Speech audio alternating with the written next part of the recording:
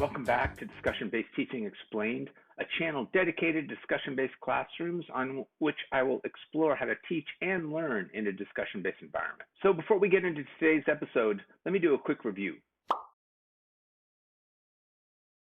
Now, after episode 7, this video series has moved on to skill building exercises. In the last 2 episodes, I focused on 2 early foundational skills and practices. Today, we're going to dive a little deeper and look at 6 deliberate skill-based exercises that can be implemented at the beginning of a discussion-based class.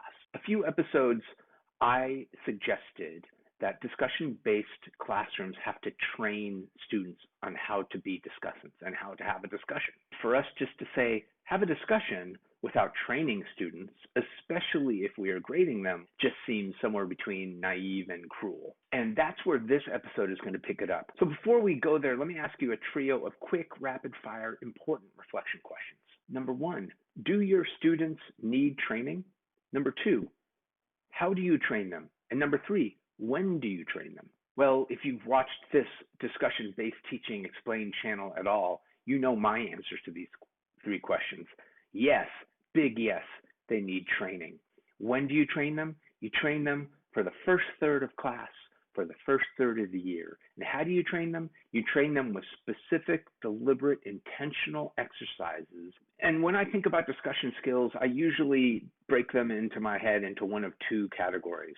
Universal skills, which all discussants need, and more niche skills that are more personal, optional skills. And these choices will be based on their own assessment of their own strengths and their own weaknesses, with you as kind of a coach and a guide. And by the way, it's really important that you're very transparent with students about why they're doing exercises in the first place. When you're doing a passing drill at the beginning of soccer practice, it's pretty much explained to you by the coach why you're doing it. It may not be the most exciting part of practice, but a couple things are happening.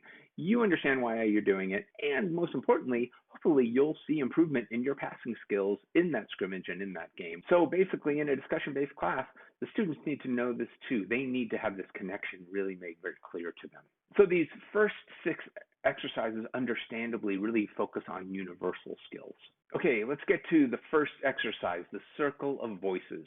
The circle of voices is basically a really dramatic name for a very simple exercise, a talking circle. Everyone speaks once going around the circle. No one speaks twice until everyone has spoken. There is 0 emphasis placed on having to connect your ideas to anyone else's. And of course, as the teacher, I always participate and I never go first. I usually bust out the first circle of voices on the first or second day of class. The circle of voices basically works on the 2 most basic universal discussion skills, speaking and listening. I even go so far a lot of times as to go over to the board and have kind of like a special area where we say the discussion exercise we're working on and what skills it develops. And as we do new exercises over that first third of the year, we have this growing list, not only of exercises, but more importantly, what skills we have worked on, and in some ways, what skills they are expected to have thought about and evolved with. I usually use the circle of voices in response to a text, a video, a quotation, some document, but hopefully kind of like a smaller piece. It's also a really good idea, especially in the beginning of the year, to have them respond in their journals to whatever it is that we're working with. They can speak from things they've already thought about, read or speak from a portion of their journal, but they get to kind of gather their thoughts. So really, the circle of voices does not encourage spontaneous, agile, kind of on your toes kinds of thinking. Don't get me wrong, those skills are really important and they will come in future exercises, but the circle of voices is really important and it's first. Also in the circle of voices, I don't usually specify a time limit. They can speak for as long as they want. And one thing that's happening even on day 1 or day 2 when you start circle of voices exercises is you're getting an immediate sense for who they are. You're also sending a super important message on day 1 or day 2. Everyone's voice matters. I also really want to mention a huge ancillary benefit to the circle of voices is that in some ways I see it as you shrinking the continuum of voices. And what I mean by this is imagine a continuum of where voices fall. There's some students who are very verbal, and there's some students who are very reticent. But what you're doing for that first third of class, for the first third of the year, is you're taking the 2 ends of these continuums, the continua and you are kind of reining it in. You're kind of limiting these voices a little bit and you're bringing these voices out a little bit. And by doing that for an extended period of time, then when you start letting go, the continuum will settle out again, but it won't settle to where it was originally. And so this is really an important reflection question, I think, for us all to consider. Do students get rooted or wedded to different spots on your continuum in your discussion-based classroom? And how do you address that? Now, before I go on to the next exercise, there's a couple of things I just wanted to emphasize about the circle of voices. One is that the students can be asked to practice both AAAs and levels of questions as they're listening to the circle of voices. Essentially, what you can have is a circle of voices, and then a second circle of voices focused on AAAs that students took from the first circle of voices. Another thing I wanted to mention about the circle of voices, and this goes for the following 5 exercises also, is that, to be blunt, in some ways you kind of sacrifice some of the fun of having discussion at the altar of skill building. And remember, as long as you're transparent with the students about why you're doing this, they will really understand. And the third thing I wanted to mention about the circle of voices and the other 5 exercises, by the way, it's really important to do some processing. Whether it's at the end of the day or the end of every other day, they need to reflect on the exercise, on what their own challenge is, so they're thinking about their discussing skills. Okay, let's move on to exercise number 2, the web of voices. The web of voices is a simple modification of the circle of voices with one important alteration. Everyone still speaks, but now rather than speak in the order they're sitting, they choose when to enter the discussion. And again, everyone speaks once before anyone speaks twice. This adds the important skill of deciding when to enter the flow. Now, the first couple times you deploy the web of voices, it can get a little awkward. And I really strongly encourage you not to break those silences yourself. Just simply wait till everyone has gone and keep track of who hasn't. Now, again, as I mentioned with the circle of voices, there is no emphasis placed on them having to conceptually link their idea to the idea that comes before them. But interestingly, what you'll find in the web of voices is that even though the students are unburdened by having to conceptually link their idea to the person before them, they'll start to kind of naturally do so as part of the process of them deciding for themselves when to enter the discussion. And that's kind of what you want. So let's move on to the third of these first 6 exercises, the string of voices. So like the web of voices, the string of voices is yet another simple modification of the circle of voices.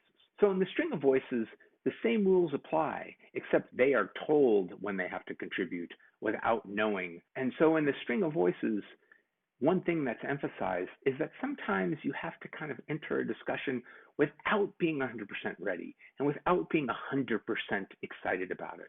But you're kind of like, in some ways, forced in, or that you have to kind of overcome your hesitation to enter and just kind of go for it. There's 3 methods I've used to decide the order of the string of voices. One simple way to do it is to have the previous speaker at the end of their comment just popcorn someone who hasn't spoken yet.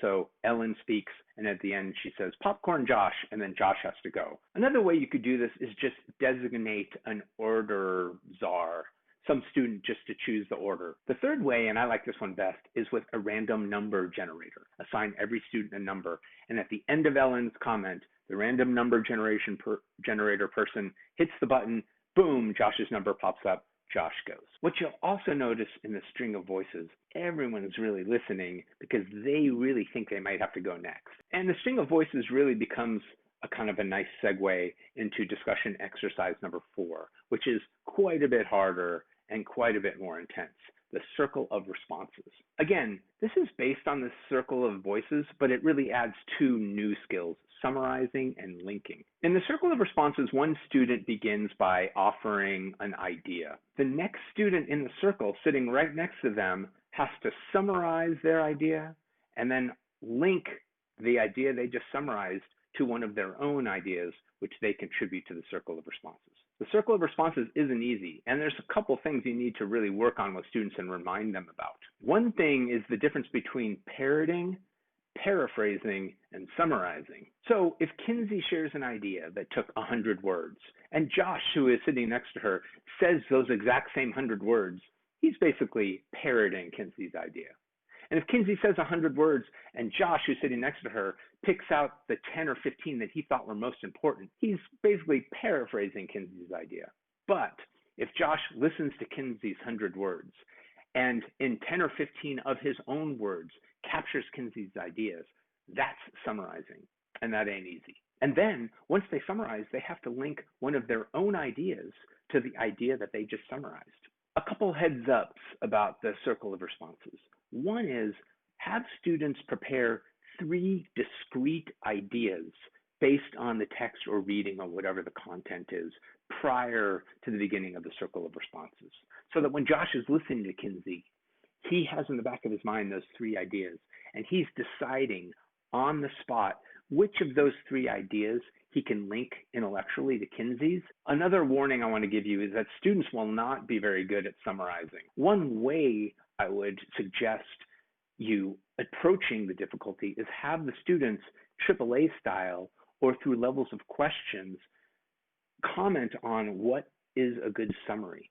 Comment on how do we link. What I would also strongly recommend, as always, is that you also participate. Do so very naturally. If Kylie is really vague, you probably need to ask her, wait, you said XYZ, Kylie, but I didn't really understand what you meant by the Y. Or when you're doing your summary, check back in with Kylie. What you're modeling there is authenticity and humility. What's also happening here is that the students are realizing what it feels like to be on the receiving end of a really poorly explained idea. I mean, think about it in a normal discussion. Gavin explains something. It's not really very clear. Normally those ideas are just let go and people are like, no one has any idea what he's saying. But what if you're the person sitting next to Gavin in the circle of responses? What you're needing to do then is really engage with Gavin's ideas and really try to figure out what he's talking about. The message to Gavin also and to everyone is, boy, I'm really burdening the person next to me if I'm giving them all this stuff, if I'm super unclear. And so really, I just want to remind you, the circle of responses is hard, but don't get discouraged. And encourage your students not to get discouraged because hard is good. And once they get good at this, their discussion skills are really going to elevate. So exercises number 5 and 6 are the web of responses and the string of responses. And much in the same way that exercises number 2 and 3 were modifications and extensions of exercise number 1, the circle of voices, exercise number 5 and 6 are modifications of exercise number 4, the circle of responses. Whew. So in the web of responses, the students can choose who to follow. They get to choose who they want to summarize, and they get to choose who they want to link to. And actually, even though it's the 5th exercise, the web of responses is a little easier than the circle of responses, because what the students are starting to do is they're starting to listen to each other, and they're thinking, oh, Kylie just went.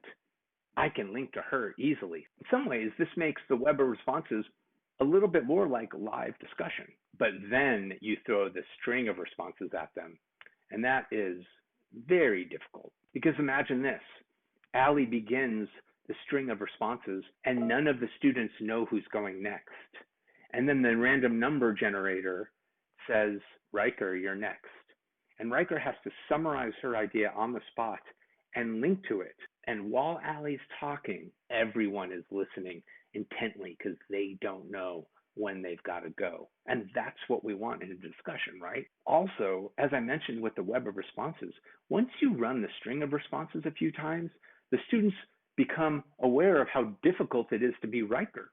So what you'll find next time is when Allie's presenting, she is trying to be a little more attentive to the clarity of her idea. And she gets that her talking isn't just to satisfy herself, but that she needs to make it something that's accessible to her teammates. Long story short, the string of responses is super intense, but once they get comfortable with it, you will see their discussion skills really elevate once you go live.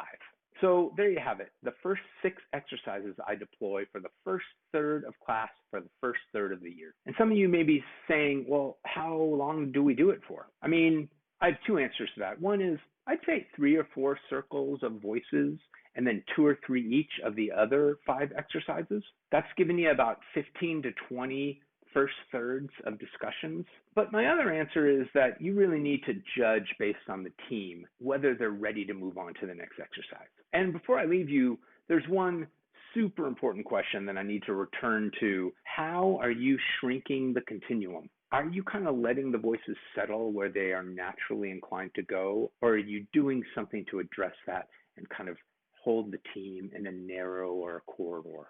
Well, that's it. Thanks so much for watching Discussion-Based Teaching Explained, episode number 10. A super special shout out to Stephen Brookfield and Stephen Preskill, who I've never met, but who crushed it in their book, Discussion as a Way of Teaching. I drew heavily from this book for this episode, and it's not going to be the last time I do. So again, I'm Adam, and if you have any questions, comments, or concerns, please email me at discussionbasedteaching@gmail.com.